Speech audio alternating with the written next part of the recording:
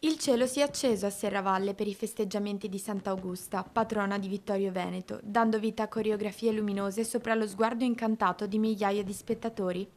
Scampato il rischio di annullamento a causa del maltempo, un tripudio di luci e colori ha trasformato la notte in una festa per gli occhi e per il cuore, tra applausi e meraviglia collettiva.